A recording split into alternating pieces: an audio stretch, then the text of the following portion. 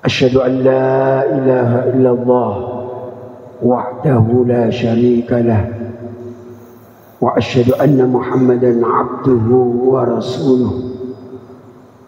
Allahumma salli wa sallim ala hadzal nabiyil karim sayyidina Muhammadin wa ala alihi wa sahbihi ajma'in. Amma ba'd.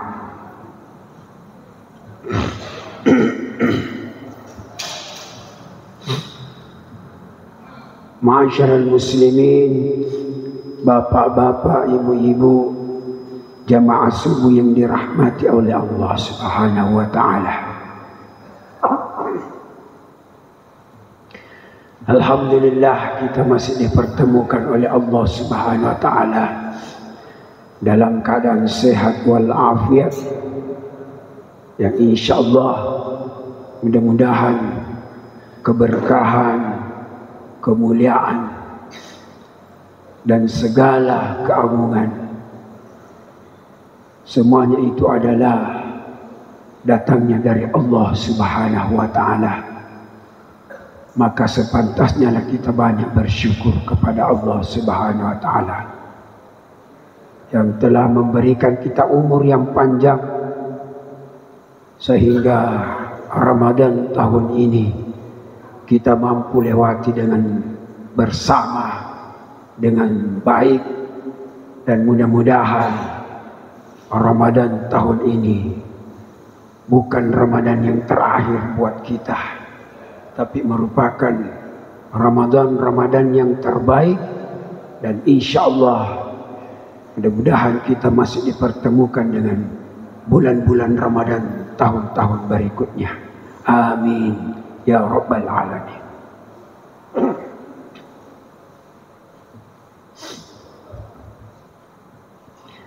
Bapak Ibu yang dirahmati oleh Allah Subhanahu wa taala, bulan suci Ramadan sudah berlalu 18 hari yang lalu. Maka oleh karena itu, semoga pada hari ini yang masih ada sisa-sisa Syawal, bapak-bapak yang belum menyelesaikan Syawalnya dan ingin untuk berpuasa Syawal, masih ada waktu. Kalau diterus menerus masih banyak, tapi kalau putus-putus tidak cukup nih. Karena saya ini sudah rasakan kalau putus-putus memang sulit. Ya. Baru kemarin selesai Syawalku karena putus-putus, putus nyambung. Ya. Kenapa? Karena itu salah satu puasa sunat yang sangat dianjurkan oleh baginda Rasulullah sallallahu alaihi wasallam.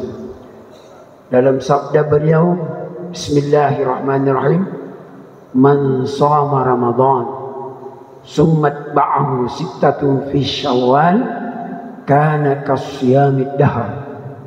Barang siapa yang telah menyelesaikan puasa Ramadan kemudian mengikutinya 6 hari di dalam bulan Syawal, meskipun secara terus menerus atau putus-putus, yang penting di dalam bulan Syawal, kana kasyamid dahr, maka seolah-olah dia berpuasa sepanjang tahun.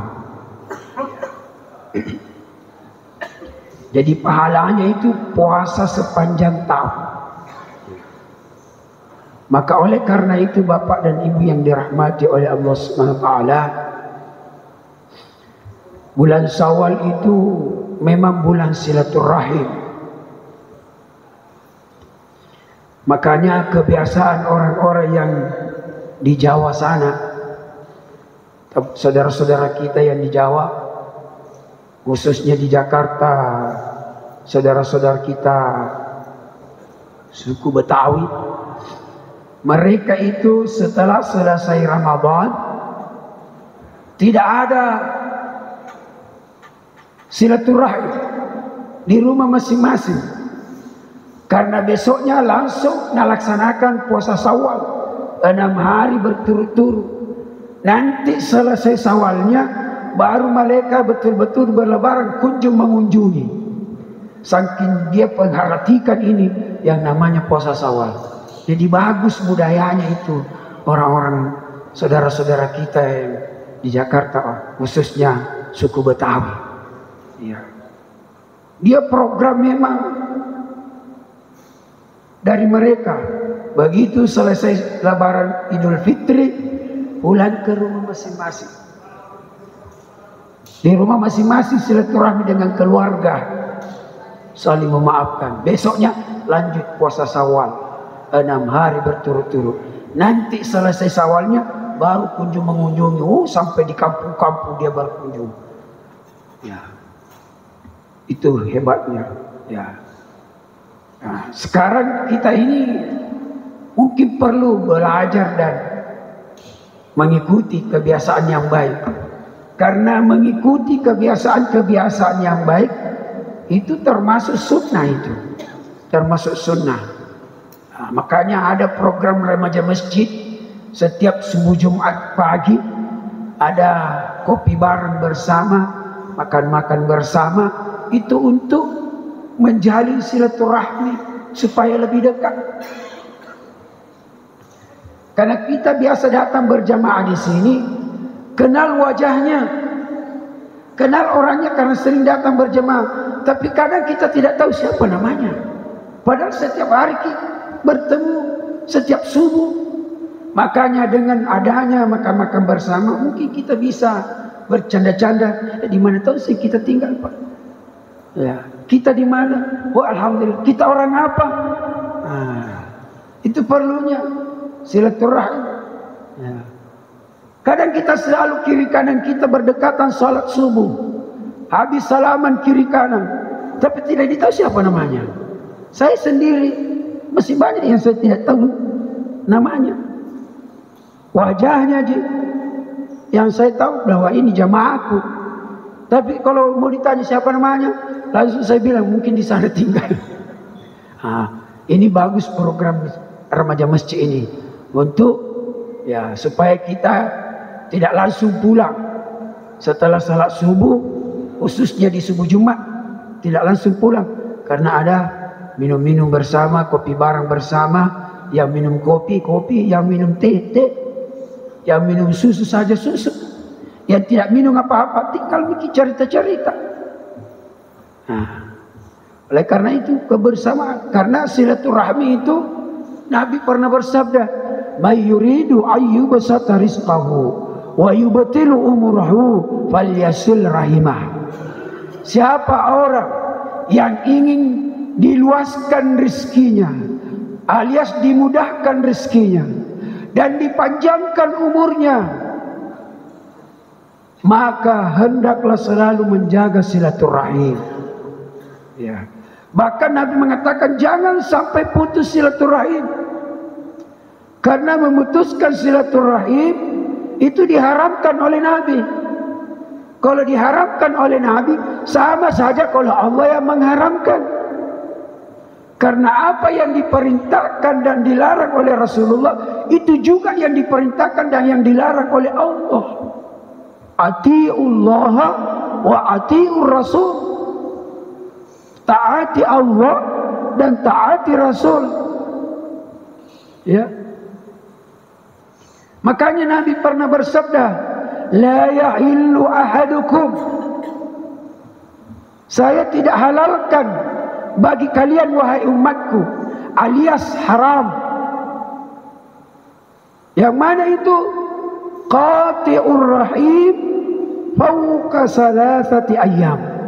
Saya haramkan bagi umatku, kata Rasulullah, memutuskan tali persaudaraan atau silaturahim lebih dari 3 hari. Jadi kalau terpaksa kita baku bombe, jangan lewat 3 hari, haram.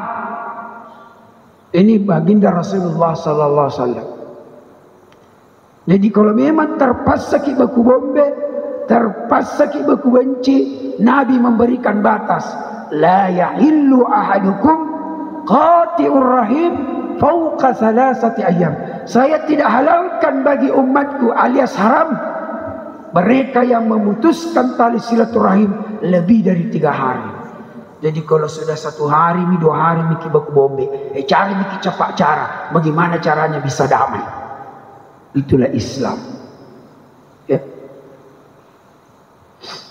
Karena Allah juga memerintahkan, fa'aslihu bainakum, maka damaikanlah di antara mereka yang berselisih. Itu perintah Allah. Sehingga kalau ada orang yang berselisih, kita sebagai orang yang beriman, kalau anggap kita saudaranya, carikan cara bagaimana mereka bisa damai sebaik-baiknya. Dicarikan cara. Kalau memang satu yang keras hati, matojoati, mataddaati, yang penting ada usahakan, Allah sudah pandang. Kita datangi si A, misalnya si A dengan si B, buku-buku. Kita si C harus bertindak sebagai saudara yang baik, harus bertindak. Datangi si A, meskipun berbohong untuk mendamaikan orang, itu bohong yang dibolehkan dalam agama. Jadi 3 bohong yang dibolehkan. Yang pertama ini untuk mendamaikan seseorang yang berselisih. Datang si A, si C datang si A. Si A, sebenarnya itu si B mau damai, tapi malu-malu nih. Sesudah itu, kalau ada komentarnya, begitu kah? Dia bilang, saya juga sebenarnya, tapi malu-malu toka. Datangi cepat si B, datangi cepat sampaikan. Sebenarnya itu si A sudah mau sekali damai, tapi malu-malu. Kalau komentarnya si B bilang, begitu juga saya, bertemu kami, selesai. Meskipun kita berbohong, tapi itu bohong yang dibolehkan dalam agama. Jadi tidak semua bohong itu dosa. Ada bohong yang mendatangkan pahala kalau untuk kebaikan, mendamaikan orang. Apalagi bohong yang dibolehkan untuk menyelamatkan nyawanya seseorang. Bisa kita berbohong dan tidak berdosa kita. Kenapa? Menyelamatkan nyawanya seseorang. Contoh, ada orang yang dikejar mau dibunuh, dari rumahnya didatangi, dikejar, lari untuk berlindung kepada kita. Langsung kita suruh masuk sembunyi, baru kita ke depan. Datang itu yang kejar, mana si Anu? Kau tidak lihat tadi lewat di sini? Langsung bilang, semenjak saya berdiri di sini, hanya kau yang datang. Tidak kulihat. Kami memang tidak dilihat karena disembunyi nih. Untuk menyelamatkan nyawa seseorang. Iya. Nah itu bohong untuk menyelamatkan nyawa seseorang, itu boleh. Kalau kita jujur, lebih besar mudaratnya daripada berbohong. Makanya dipilih yang terbaik. Berbohong ini. Ya. Tapi jangan sembarang bohong. Mau janji orang, bilang datang kau sebentar nih, ada mau kukasih kau. Sekalinya datang tidak ada. Baru tidak ada komentar, tidak ada informasi. Bilang maaf, tidak jadi hari ini. Kalau sudah minta maaf begitu, berarti dia sudah dimaafkan dan sudah berhenti bohong. Apalagi bohong yang dibolehkan? Bohong untuk memberikan semangat, spirit. Ada orang yang sangat ditimpa musibah kalau sangat susah.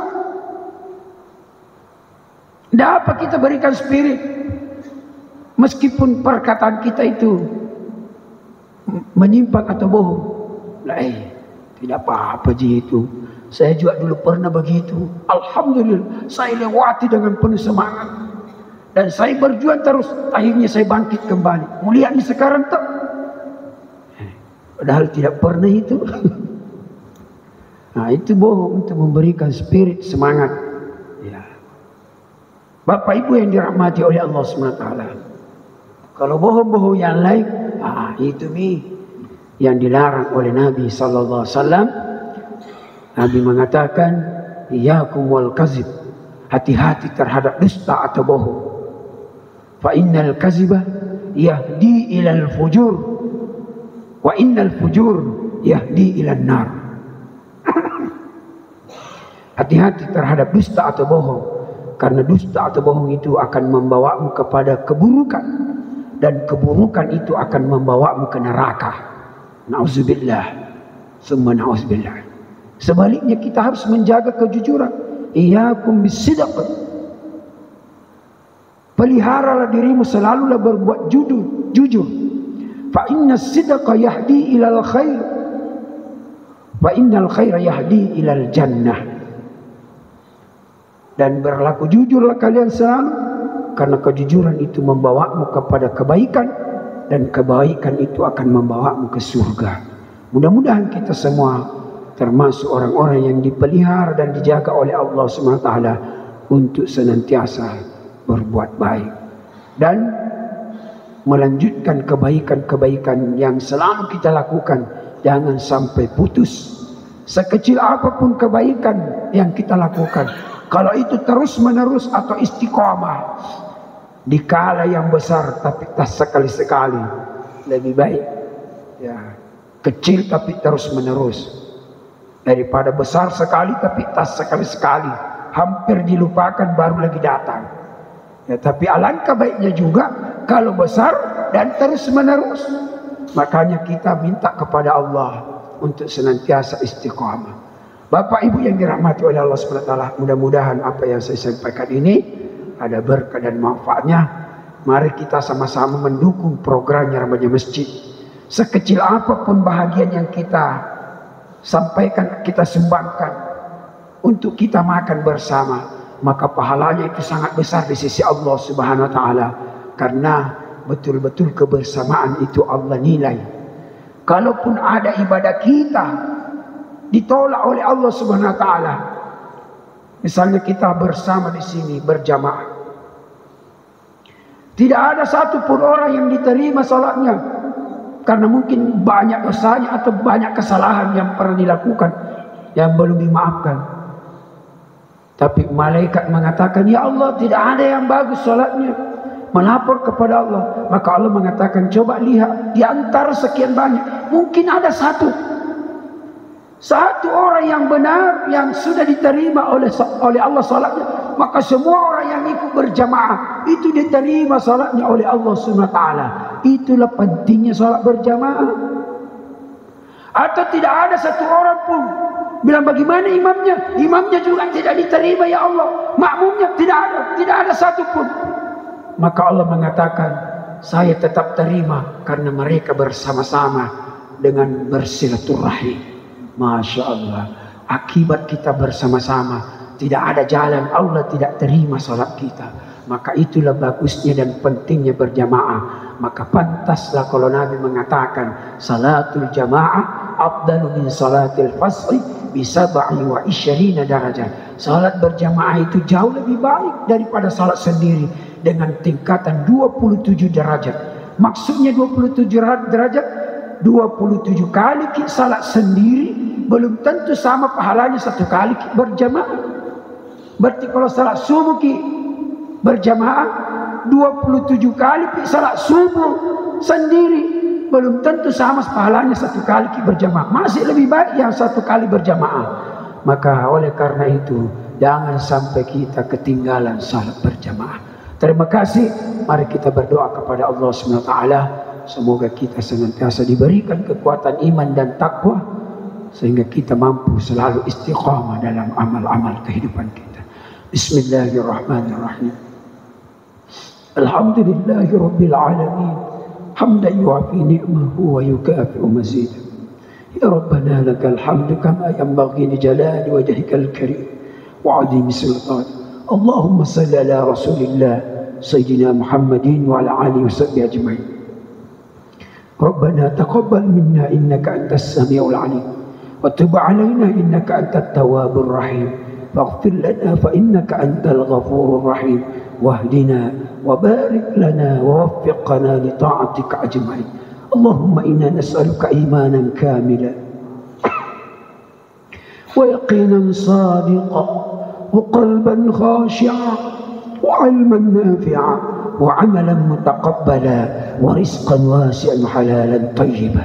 رب اجعلنا مقيم الصلاة ومن ذريتنا ربنا وتقبل دعاء. ربنا اغفر لنا ولوالدينا وللمؤمنين يوم يقوم الحساب. اللهم إنا نستحفظك ونستودعك أدياننا وإيماننا وأنفسنا وأهلنا وأموالنا وكل شيء أعطيتنا. اللهم جملنا بالصحة والعافية والسلامة والسعادة وأعصنا من موجبات الندامة في الحال والمعال إنك على كل شيء قدير. اللهم عافنا من كل بلاء الدنيا وعذاب الآخرة واصرف عنا بحق القرآن الكريم ونبيك الكريم شر الدنيا وشر الآخرة. غفر الله لنا برحمتك يا أرحم الراحمين. ربنا آتنا في الدنيا حسنة وفي الآخرة حسنة وقنا عذاب النار. وصلى الله على سيدنا محمد وعلى وصحبه أجمعين. سبحان ربك رب العزة عما يصفون وسلام على المرسلين والحمد لله رب العالمين. Terima kasih atas perhatiannya. Mohon maaf atas kesalahan. Assalamualaikum warahmatullahi wabarakatuh.